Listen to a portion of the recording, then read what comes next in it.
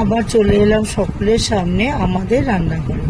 আজকে আমি রান্না করব ভোলা মাছের তেল সর্ষে। এটি রান্না করতে লাগবে ভোলা মাছ, সর্ষে, কাঁচা লঙ্কা, ধনেপাতা, রসুন, টমেটো, পাতিলেবু আর সাদা তেল নেব মাছটা ভাজার জন্য। আর নামাবার আগে সর্ষের তেল দেবো, সেটা আচারের তেল হলে আরও ভালো হয়। আমি আচারের তেলটাই আজকে দেব।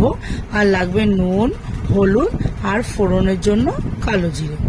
এবার আমি মাছটাকে নুন, হলুদ দিয়ে আর একটু পাতিলেবুর রস দিয়ে ভালো করে মাছটাকে মাখিয়ে নেব। মাছটাকে মাখিয়ে রেখে এবার আমি করব শিলনোড়াতে সর্ষে, কাঁচা লঙ্কা আর রসুন দিয়ে ওটাকে বেটে নেব। শিলনোড়াতে বাটলে মশলাটা বেশি টেস্ট হয়, ওই জন্য আমি শিলনোড়াতে সর্ষে, কাঁচা লঙ্কা, রসুনটা বেটে নেব।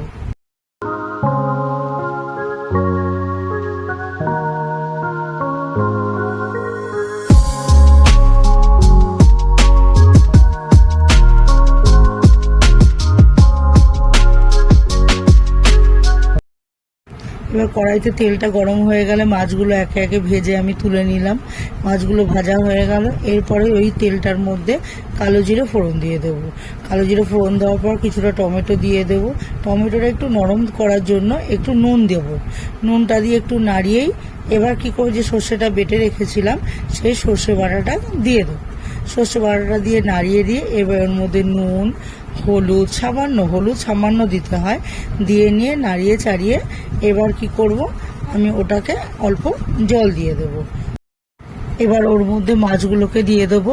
মাছগুলোকে দিয়ে একটু নাড়িয়ে চাড়িয়ে এবার ধনে পাতাটা দেবো আর যে আচারের তেলটা রেখেছিলাম ওই আচারের তেলটাকেও দিয়ে দেবো।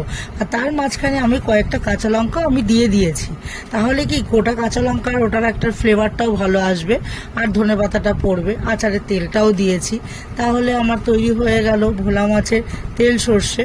যদি আপনাদের এই রান্নাটা ভালো লেগে থাকে তাহলে লাইক করবেন, শেয়ার করবেন, কমেন্ট করে জানাবেন আর অবশ্যই সাবস্ক্রাইব করবেন। ধন্যবাদ।